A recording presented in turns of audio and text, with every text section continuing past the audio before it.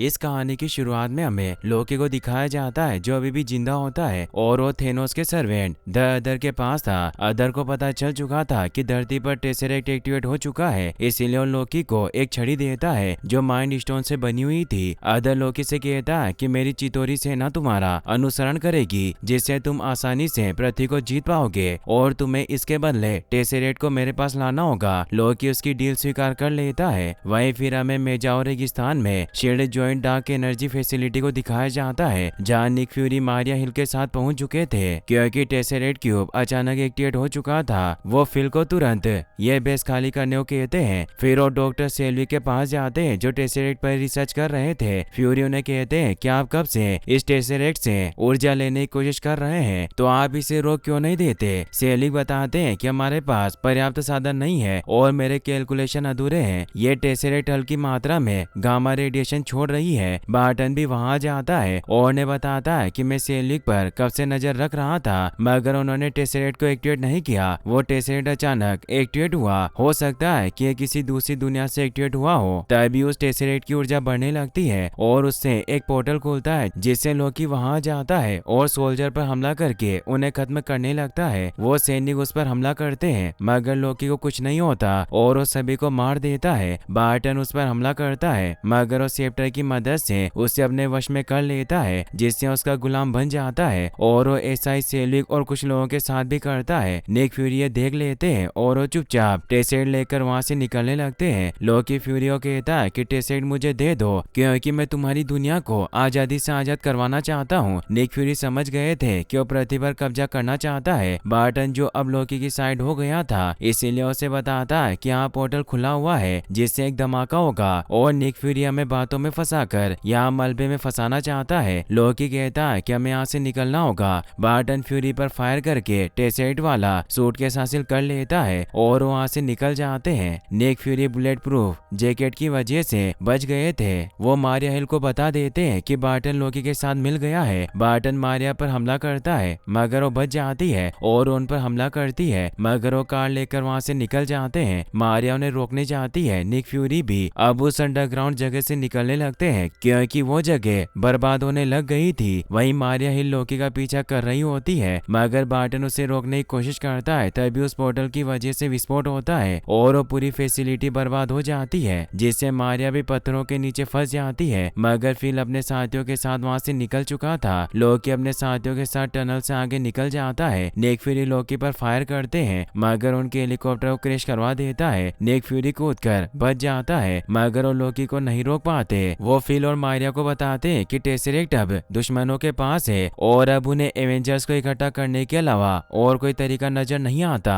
वही हम black window यानी नताशा को देखते हैं, जो मिशन पर होती है, क्योंकि रूसी जनरल लुच को गैर कानूनी तरीके से हाईएस्ट बोली लगाने वालों को हथियार बेचा करता था। इसीलिए नताशा उसे अपनी बातों में फंसाकर उससे इंफॉर्मेशन उगलवा रही थी। तभी नताशा को फिल का फोन आता है, जो उसे बताता है कि हम एक बड़े खतरे में हैं। बार्टन हमारे लिए खतरा बन चुका है, इसीलिए तुम्हें वापस आना होगा। तो नताशा लुच को और उसके आदमियों को बड़ी आसानी से खत्म कर देती है। फिल उसे बताता है कि बार्टन का कुछ पता नहीं है और हमें लोकी को रोकने के लिए एवेंजर्स की टीम बनानी होगी, जिसके लिए तुम्हें ब्रूस को लेकर आना होगा। नताशा वहाँ से भारत के पश्चिम बंगाल की राजधानी कोलकाता में पहुंच जाती है, जहाँ ब्रूस बैनर छिपा हुआ था और वही लोगों का इलाज करने का काम करने लगा था। इसीलिए नताशा उसके पास एक लड़की को भेजती है, जो उसे बताती है कि मेरे बाबा बीमार है और वो कुछ बोल नहीं रहे। ब्रूस उस लड़की के बाबा की मदद करने के लिए उसके साथ जाता है। वो लड़की उसे शहर से बाहर घर में ले आती है, मगर वहाँ से भाग जाती है, जिससे ब्रूस समझ जाता है कि ये कोई चाल है। तभी वहाँ नताशा उसके सामने आती है, तो ब्रूस उससे पूछता है कि क्या तुम मुझे मारने आई हो। नताशा उसे बताती है कि मेरा ऐसा कोई इरादा नहीं है, मैं शील्ड के लिए काम करती हूँ और निक फ्यूरी तुम पर भरोसा करते हैं और उन्होंने तुम्हारे दुश्मनों को तुम्हारी भनक भी नहीं लगने दी, इसीलिए तुम्हें हमारा एक काम करना होगा। और उसे टेसेट क्यूब के बारे में बताती है कि इसमें पूरे ग्रह का विनाश करने की शक्ति है, जिसमें से गामा रेडिएशन निकलती है और ये चोरी हो चुका है, इसीलिए तुम्हें इसे ढूंढना होगा। ब्रूस उसकी बात मान लेता है। वही फिर हमें निक फ्यूरी को दिखाया जाता है, जो वर्ल्ड सिक्योरिटी काउंसिल से एवेंजर्स के बारे में बात कर रहे होते हैं। दरअसल वर्ल्ड सिक्योरिटी काउंसिल अर्थ के सबसे शक्तिशाली देशों के पॉलिटिशियन का एक ग्रुप होता है, जो शील्ड को चलाया करते थे और शील्ड के डायरेक्टर निक फ्यूरी थे।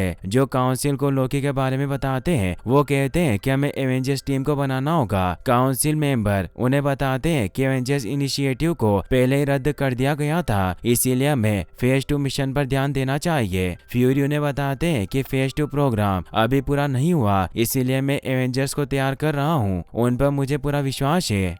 फिर हम स्टीव को देखते हैं जो बॉक्सिंग कर रहा होता है और उससे अपनी पुरानी बातें याद आती है जब वो 70 सालों तक बर्फ में जमा रहा। तभी वहाँ फ्यूरी आ जाते हैं जो उसे नए मिशन के बारे में बताते हैं और कहते हैं कि जब हावर्ड तुम्हें समुद्र में ढूंढ रहे थे तब उन्हें टेसरेट क्यूब मिला और हम चाहते थे कि टेसरेट क्यूब बेशुमार ऊर्जा का जरिया बने, पर लोकी ने इसे चुरा लिया, इसीलिए इसे ढूंढने में तुम्हें हमारी मदद करनी होगी। स्टीव कहता है कि आपको टेसरेट समुद्र में ही छोड़ देना चाहिए था। वही हमें टोनी को दिखाया जाता है जो समुद्र में होता है और अपने स्टार्क टावर की इलेक्ट्रिसिटी को बंद कर देता है क्योंकि उसने स्टार्क टावर में बड़े आर्क रिएक्टर को लगवा दिया था जिससे स्टार्क टावर खुद की ऊर्जा पर सालों चल सकता था। टोनी इसमें कामयाब हो जाता है जिससे वो पेपर के साथ इसका जश्न मनाने लगता है। तभी वहाँ एजेंट फिल आ जाता है जो टोनी को एक फाइल देता है। तो टोनी उसे कहता है कि तुमने तो पहले मुझे एवेंजर्स में शामिल होने के लायक भी नहीं समझा। निक फ्यूरी ने कहा कि मैं एक सन की खुदगर्ज इंसान हूँ। टोनी जब फिल के लाए हुए लैपटॉप को खोलता है तो उसमें एवेंजर्स के मेंबर ब्रूस, स्टीव और थॉर के बारे में इंफॉर्मेशन होती है। पेपर टोनी से कहती है कि तुम्हें फिल की मदद करनी होगी। फिर हम देखते हैं कि फिल स्टीव के साथ बेस की तरफ बढ़ रहा होता है। स्टीव एवेंजर्स के बाकी मेंबर के बारे में पढ़ रहा था। फिल उसे बताता है कि आप दुनिया के पहले सुपर हीरो थे और मैं आपका बहुत बड़ा फैन हूँ। तभी वो बेस पर पहुंच जाते हैं जो असल में हेली कैरियर शिप पर था। स्टीव की मुलाकात वहाँ नताशा और डॉक्टर बेनर से होती है। तभी हेली कैरियर शिप उड़ने लग जाता है। इससे स्टीव और बेनर हैरान रह जाते हैं। हेली कैरियर को निक फ्यूरी और मारिया हिल कंट्रोल कर रहे थे और अब वो रेट्रो रिफ्लेक्शन पैनल की मदद से हेली कैरियर को इनविजिबल कर देते हैं ताकि कोई उन्हें देख ना पाए। बेनर को डर लग रहा था कि कहीं उसकी दूसरी शख्सियत हल्क बाहर ना आ जाए, इसीलिए वो निक फ्यूरी से कहता है कि मुझे कितनी देर यहाँ रहना होगा। निक फ्यूरी बताते हैं कि एक बार हम टेसरेट को ढूंढ लें फिर आप यहाँ से जा सकते हैं। बेनर उन्हें बताता है कि हमें टेसरेट को ढूंढने के लिए बहुत से स्पेक्ट्रोमीटर की जरूरत होगी, इसीलिए आप सभी लैब्स के स्पेक्ट्रोमीटर को उनकी छतों पर लगवा दीजिए जिससे हम आसानी से टेसरेट को ढूंढ पाएंगे। फ्यूरी उसकी बात मान लेते हैं। वही हम लोकी को देखते हैं जो अपनी छड़ी की मदद से दर से बात करता है जो उसे चेतावनी देता है कि अगर तुम अपने मिशन में नाकामयाब रहे और हमें टेसरेट नहीं दिया तो तुम्हारा बहुत बुरा हाल होगा। लोकी सेलिक और बार्टन से काम करवाने लग जाता है क्योंकि उसे अपनी चितौरी सेना को यहाँ लाने के लिए बहुत बड़ा पोर्टल खोलने की जरूरत थी। सेलिक इसी काम पर लगे हुए थे। सेलिक को इरिडियम की जरूरत थी, इसीलिए वो बार्टन को उसे लाने के लिए कहते हैं जो एक न्यूक्लियर साइंटिस्ट हेनरिक के पास था। बार्टन कहता है कि बहुत मुश्किल है तो लोकी कहता है कि हम उसे हासिल कर लेंगे और वहाँ से जर्मनी के स्टटगार्ट में पहुंच जाता है जहाँ एक पार्टी चल रही थी। वही हेली कैरियर में भी निक फ्यूरी के आदमियों को सैटेलाइट से पता चल जाता है कि लोकी जर्मनी में है। निक फ्यूरी कैप्टन को वहाँ जाने के ऑर्डर देते हैं। कैप्टन अपना सूट पहनने चला जाता है जिसे अब फिल ने काफी अच्छा डिजाइन कर दिया था। वहीं बार्टन सिक्योरिटी ऑफिसर को मार रहा होता है और लोकी हेनरिक पर हमला कर देता है और उसे उसकी आंख को अपने डिवाइस की मदद से फोड़ देता है जिससे वो डिवाइस उसकी ऑय बॉल को स्कैन कर लेता है जिसकी मदद से बार्टन सीक्रेट लॉकर को खोल देता है और इरिडियम को हासिल कर लेता है। अब वहाँ मौजूद सभी लोग लोकी के हमले की वजह से भागने लगते हैं। लोकी अपने कई सारे रूप बना लेता है और सभी लोगों को रोककर कहता है कि हमारे आगे घुटने टेको। सभी उसके सामने झुक जाते हैं। लोकी उन सभी से कहता है कि यही तुम सभी इंसानों की असलियत है कि तुम्हें गुलामी की आरजू है जिस वजह से तुम आसानी से घुटने टेक देते हो। एक बूढ़ा आदमी वापस खड़ा हो जाता है और कहता है कि तुम जैसों के आगे मैं घुटने नहीं टेकूंगा। लोकी उन्हें मारने लगता है मगर स्टीव वहां आकर उन्हें बचा लेता है और लोकी से फाइट करने लग जाता है मगर वो लोकी से जीत नहीं पा रहा था। नताशा भी जेट से हमला करने की कोशिश करती है मगर लोकी उस पर हमला कर देता है लेकिन वो जेट को बचा लेती है। तभी वहाँ आयरन मैन आ जाता है और वो लोकी पर हमला करके उसे दूर गिरा देता है। आयरन मैन अपने सभी वेपन को एक्टिवेट कर देता है जिससे लोकी सरेंडर कर देता है। अब वो जहाज से लोकी को बेस की तरफ लेकर जाने लगते हैं। कैप्टन को कुछ अजीब लगता है और वो टोनी से कहता है कि लोकी ने बहुत आसानी से सरेंडर कर दिया, जरूर दाल में कुछ काला है, मगर टोनी उसकी बातों पर ध्यान नहीं देता। तभी वहाँ बिजली गिरने लगती है और थोर उस जहाज जहाज पर आ जाता है। टोनी उसे रोकने की कोशिश करता है मगर थोर उस पर हमला करके लोकी को वहां से ले जाता है। टोनी भी उसके पीछे जाने लगता है तो स्टीव कहता है कि हमें पहले प्लानिंग करनी होगी मगर टोनी नहीं सुनता। कैप्टन भी पैराशूट लेकर नीचे कूद जाता है। थोर लोकी को एक जगह लाकर उसे पूछता है कि टेसरेट कहाँ है, क्योंकि टेसरेट की मदद से थोर लोकी को वापस एसगार्ड ले जा सकता था मगर लोकी कुछ नहीं बताता। थोर उसे कहता कि तुम मेरे भाई हो, मुझे लगा तुम मर गए जिससे पूरे एसगार्ड वालों ने तुम्हारा मातम मनाया। लोकी उसे कहता कि हम तुम्हारे असली भाई कभी नहीं थे, हमें गोद लिया गया था। हमारे देश निकाले के बाद हम और मजबूत हो गए। हमने टेसरेट की असली ताकत देखी जिससे अब ये पृथ्वी मेरी मुट्ठी में होगी। थोर उसे कहता है कि इन बुरे इरादों से कुछ नहीं होगा, टेसरेट मुझे दे दो और ये जहरीले सपने देखना छोड़ दो। लोकी उसे कहता है कि मेरे पास टेसरेट नहीं है तो थोर गुस्से में उस पर हमला करने लगता है मगर टोनी थोर पर हमला करके उसे दूर पटक देता है और कहता है कि आज के बाद मेरा शिकार छीनने की कोशिश मत करना। और क्या तुम्हारी अम्मा को पता है कि तुम उनके कपड़े चुरा कर पहनते हो? थोर उसे कहता है कि टिन के डिब्बे हमारे सामने से हट जाओ, लोकी को हमें एसगार्ड लेकर जाना है और वहीं उसका न्याय होगा। टोनी कहता है कि हमें टेसरेट हासिल करना है और एक बार हमें वो मिल गया तो तुम लोकी को ले जा सकते हो। थोर गुस्से में उस पर हमला कर देता है जिससे उन दोनों में फाइट होने लग जाती है। दोनों एक दूसरे पर भारी पड़ रहे थे तो टोनी पर अपनी बिजली से हमला करता है मगर इससे टोनी की पावर और ज्यादा बढ़ जाती है और उसे मारने लगता है। तभी कैप्टन वहां आकर उन दोनों को रोक देता है और थोर से पूछता है कि तुम यहाँ क्या लेने आए हो? थोर कहता है कि हम सिर्फ लोकी के बुरे इरादों को खत्म करना चाहते हैं। कैप्टन कहता है कि तुम्हें इस बात को साबित करना होगा, अपने हैमर को नीचे रख दो। टोनी कहता है कि हथौड़े के बिना इसकी कोई औकात नहीं। थोर उसे हिट करके दूर फेंक देता है और गुस्से में कैप्टन से कहता है कि तुम्हारी हिम्मत कैसे हुई जो तुमने हमें हथौड़ा नीचे रखने को कहा, और उस पर हमला करता है। कैप्टन अपनी शील्ड से खुद को प्रोटेक्ट करता है। उस हथौड़े के शील्ड से टकराने से एक जोरदार एनर्जी निकलती है जिससे वहाँ बहुत बड़ा धमाका होता है और वो दोनों दूर गिर जाते हैं। स्टीव थोर से कहता है कि हमें इस तरह तमाशा नहीं करना चाहिए और अब वो लोकी को बंदी बनाकर हेली कैरियर में ले आते हैं जहाँ निक फ्यूरी लोकी को एक खास सेल में बंद कर देते हैं और उसे बताते हैं कि अगर तुमने यहाँ से भागने की कोशिश की और इस सेल को जरा सा भी छुआ तो तुम इस पिंजरे के साथ सीधे 30,000 फीट नीचे गिरा दिए जाओगे, इसीलिए हमें टेसरेट दे दो। लोकी ने कहता है कि तुम्हें उस टेसरेट की पावर का जरा सा भी अंदाजा नहीं था, उसमें बेशुमार ताकत थी पर तुम उसे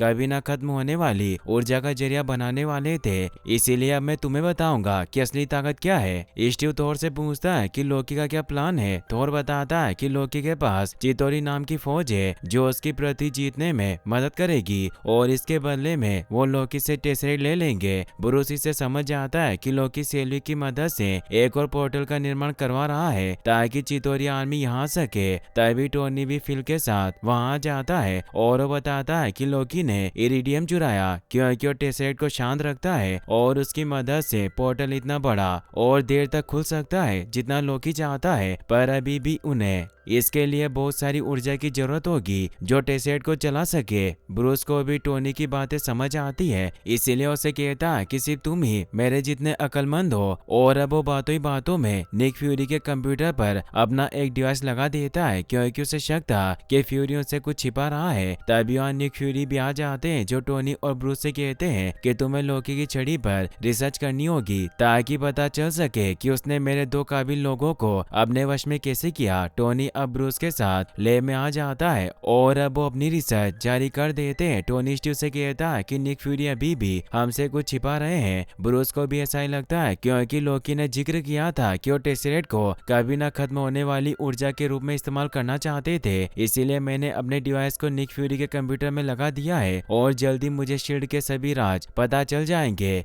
स्टीव भी इन सब बातों की सच्चाई जानने के लिए फेज 2 रूम में आ जाता है जहाँ फेज 2 मिशन की सभी चीजें रखी हुई थी। वहीं निक फ्यूरी थोर के पास आते हैं और से कहते हैं कि मुझे लगता है कि लोकी ने जानबूझकर अपने आप को जहाज में कैद करवाया है। नताशा भी अब लोकी के सेल के बाहर पहुंच जाती है जहां लोकी से बार्टन के बारे में पूछती है और उससे अपनी स्टोरी सुनाती है कि मैं शील्ड के बुरे लोगों की लिस्ट में आ चुकी थी, इसीलिए बार्टन को मुझे मारने भेजा गया मगर उसने मुझे नई जिंदगी दी। और वो बातों ही बातों में पता कर लेती है कि लोकी ब्रूस की दूसरी शख्सियत हल्क से इस शिप को बर्बाद करवाना चाहता है। वहीं निक फ्यूरी को को पता चल जाता है कि टोनी ने उनके सिस्टम में वायरस छोड़ा है, इसीलिए वो टोनी के पास आते हैं और उन्हें कहते हैं कि मैंने तुम्हें टेसेट का पता लगाने को कहा था। ब्रूस उन्हें बताता है कि मैं गामा सिग्नल को ट्रेस कर रहा हूँ और जल्दी हमें टेसेट की लोकेशन का पता चल जाएगा। तभी टोनी को उनके सिस्टम से फेज 2 प्रोग्राम के बारे में पता चलता है। कैप्टन को भी फेज 2 के हथियार मिल चुके थे जिन्हें निक फ्यूरी के पास ले आता है और टोनी और बाकी सभी को बताता है कि निक फ्यूरी फेज 2 मिशन में टेसेट का यूज करके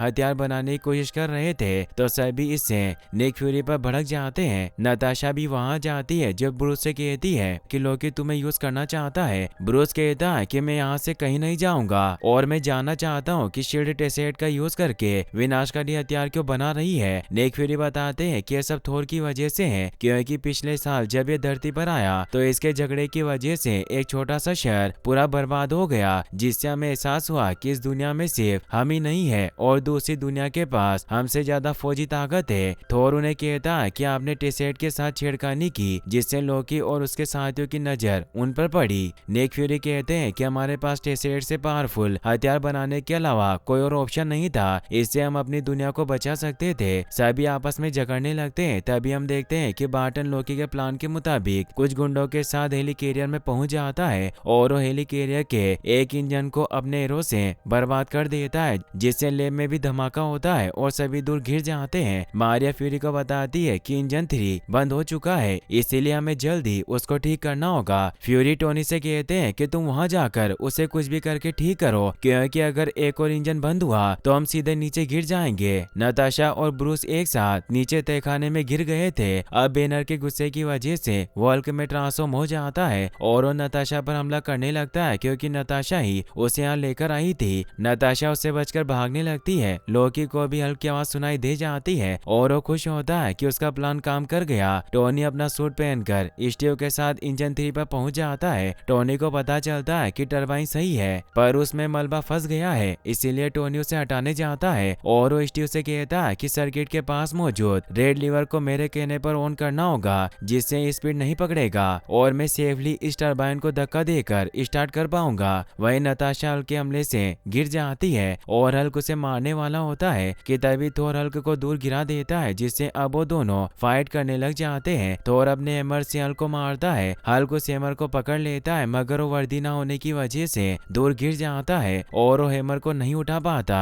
थोर हल्क पर हमला करके उसकी गर्दन पकड़ लेता है। वहीं बार्टन के आदमी निक फ्यूरी पर भी हमला कर देते हैं, मगर फ्यूरी और मारिया उन्हें खत्म कर देते हैं और हल्क का ध्यान भटकाने के लिए अपने एक जेट को थोर की मदद करने को भेजते हैं। हल्क थोर को बुरी तरह से मार रहा होता है, तभी जेट हल्क पर फायरिंग करने लगता है तो हल्क गुस्से में उस जेट पर चला जाता है और उसे डिस्ट्रॉय करने लगता है। पायलट किसी तरह खुद को इजेक्ट कर लेता है और जेट के ब्लास्ट होने की वजह से हल्क नीचे गिरने लग जाता है। वहीं बार्टन कंट्रोल रूम पर हमला करके अपने ड्राइव को सिस्टम के अंदर डाल देता है, जिससे वो शिप शील्ड के कंट्रोल से बाहर हो जाता है और उसके सभी इंजन बंद होने लगते हैं। हेली कैरियर तेजी से नीचे गिरने लगता है। फ्यूरी नताशा को बताते हैं कि बार्टन ने हमारे सिस्टम को बर्बाद कर दिया और वो कैद खाने की तरफ जा रहा है, तो नताशा उसे रोकने जाती है। वहीं टोनी लेजर की मदद से टरबाइन में फंसे मलबे को हटा देता है और फुल पावर में टरबाइन को चलाने लग जाता है। टोनी स्टीव को लीवर को ऑन करने को कहता है, पर स्टीव पर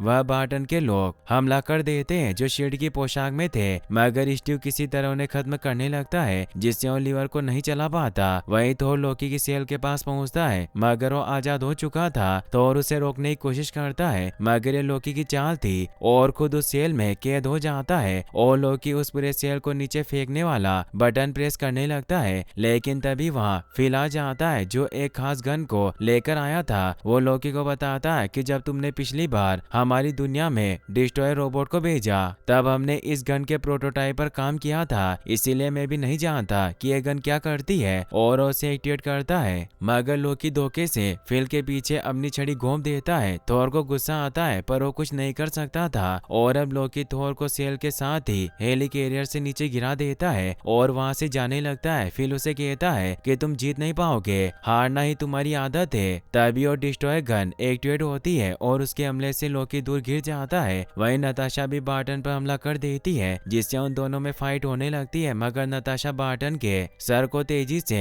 लोहे से टकराकर उसे बेहोश कर देती है। वहीं टोनी अपनी फुल स्पीड से अभी भी टरबाइन को मूव कर रहा होता है, जिससे शिप वापस से उड़ने लग जाता है। टोनी कैप्टन को लीवर चलाने को कहता है, मगर वो नीचे वायर से लटक गया था, जिससे टोनी टरबाइन के नीचे आने लगता है। तभी स्टीव किसी तरह लीवर को चालू कर देता है, जिससे टोनी की जान बच जाती है, मगर लोकी शिप को लेकर वहां से निकल चुका था। वहीं थोर लगातार नीचे गिर रहा होता है, मगर वो उस सेल के जमीन से टकराने से पहले ही फुल स्पीड में उससे निकल जाता है। फ्यूरी फिल के पास आते हैं तो फिल उन्हें बताता है कि मैं लोकी को नहीं रोक पाया, वो भाग गया। फ्यूरी उसे कहते हैं कि तुम्हें जागते रहना होगा। फिल कहता है कि मेरा वक्त आ चुका है, मुझे लगता है कि मेरी मौत एवेंजर्स की प्रेरणा बनती है, तो यही सही होगा। ये कहते ही उसकी डेथ हो जाती है। फ्यूरी से दुखी होते हैं और वो सभी को बताते हैं कि फिल अब नहीं रहा। सभी से दुखी होते हैं। फ्यूरी कैप्टन को बताते हैं कि फिल तुम्हारा बहुत बड़ा फैन था, उसके जेब में से मुझे तुम्हारे कार्ड मिले, पर वो शायद तुम्हारा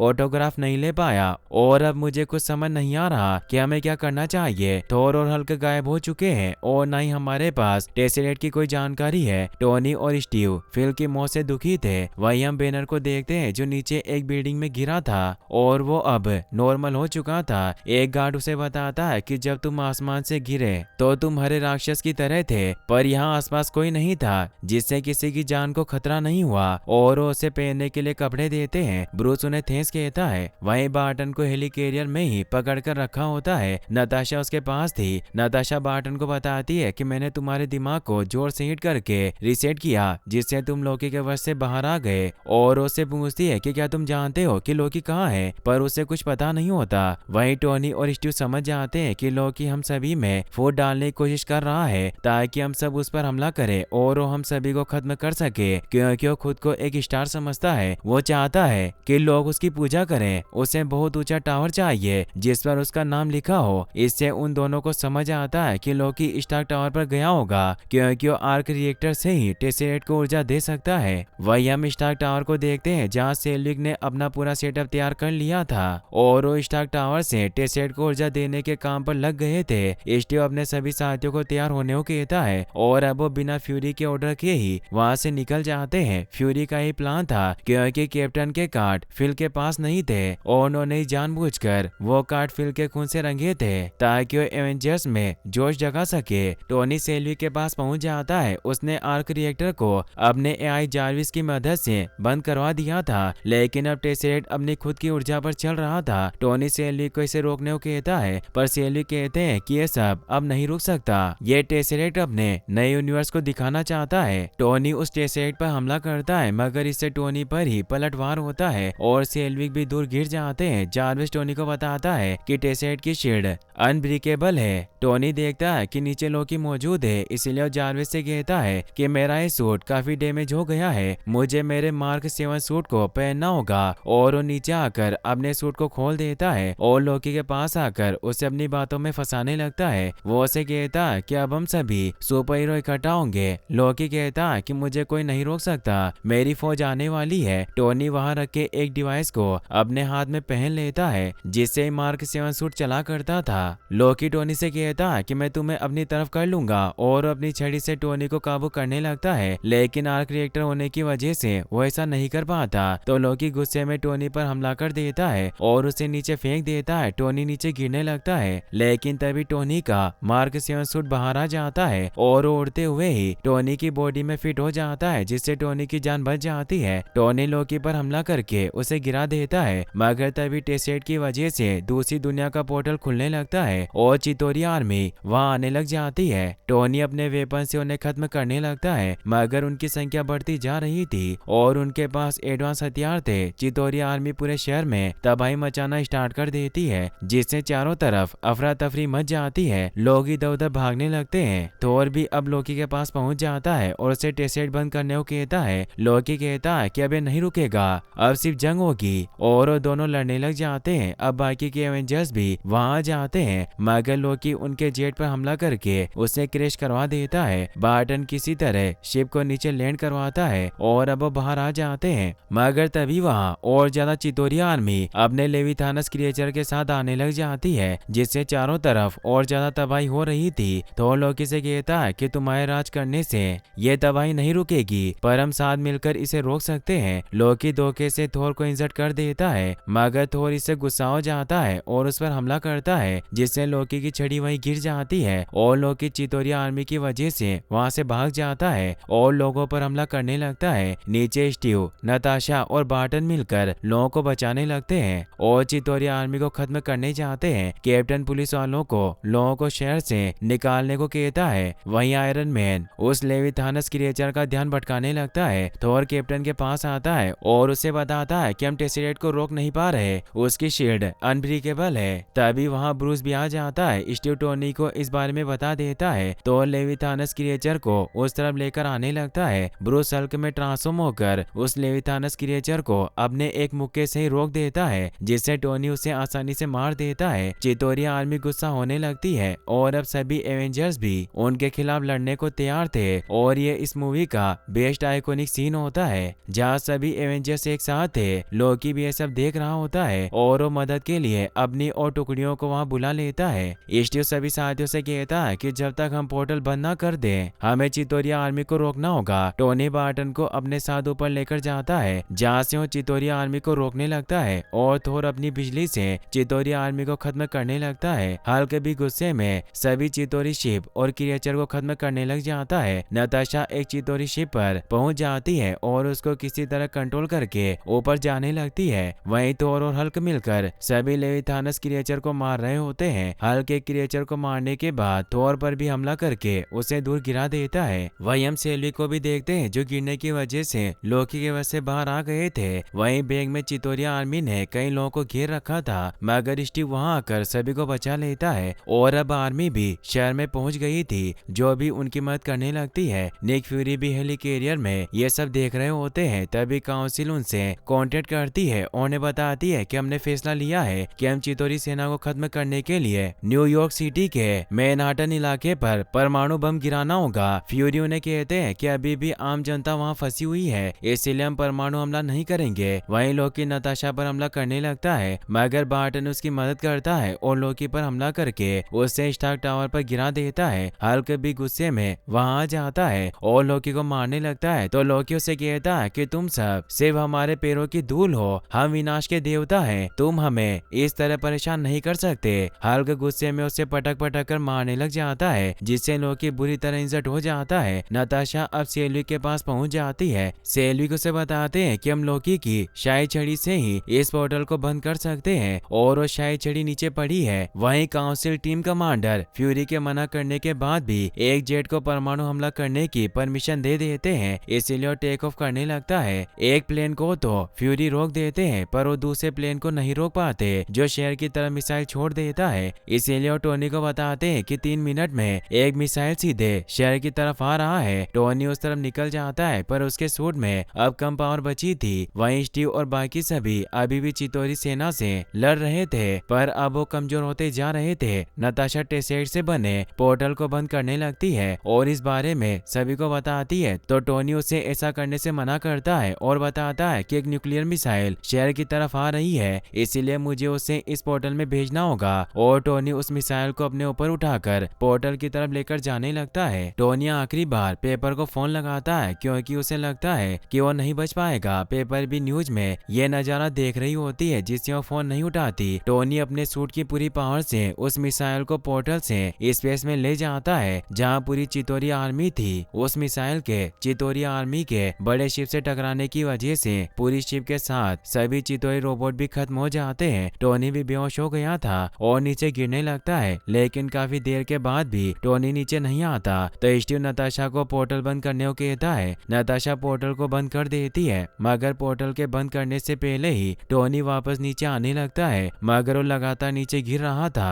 हल्क उसे पकड़कर नीचे ले आता है पर टोनी का आर्क रिएक्टर बंद हो चुका था इससे वो सभी बहुत दुखी होते हैं। हल्क जोर से चिल्लाता है जिससे टोनी होश में आ जाता है। स्टीव से बताता है कि हम जीत गए। टोनी स्टीव को बताता है कि यहाँ से 2 गली दूर शाही कोरमा मिलता है इसीलिए हम सभी को वहाँ चलना चाहिए। थोर कहता है कि अभी काम खत्म नहीं हुआ। टोनी कहता है कि हम काम खत्म करके खा लेंगे और अब वो सभी लोकी को पकड़ लेते हैं। सिटी के सभी लोग अब एवेंजर्स को अपना हीरो मारने लग जाते हैं और वो उन सभी को अपनी जान बचाने के लिए थैंक यू बोलते हैं। थोर लोकी और टेसेट को लेकर एसगार्ड लौट जाता है। काउंसिल फ्यूरी से बात करते हैं और उन्हें बताते हैं कि तुमने एवेंजर्स को खुला छोड़ दिया पर वो खतरनाक है। निक फ्यूरी कहता है कि यह पूरी दुनिया जानती है कि एवेंजर्स एवेंजर्स खतरनाक है और अब सभी एवेंजर्स अपने अपने रास्तों पर निकल जाते हैं। निक फ्यूरी मारिया को बताते हैं कि जब भी हमें एवेंजर्स की जरूरत पड़ेगी वो वापस जरूर लौटेंगे। और इसी के साथ ये फिल्म यहीं पर खत्म हो जाती है, मगर फिर हमें इसके एंड क्रेडिट सीन को दिखाया जाता है जहाँ सभी एवेंजर्स लड़ाई के बाद साथ में खाना खा रहे थे।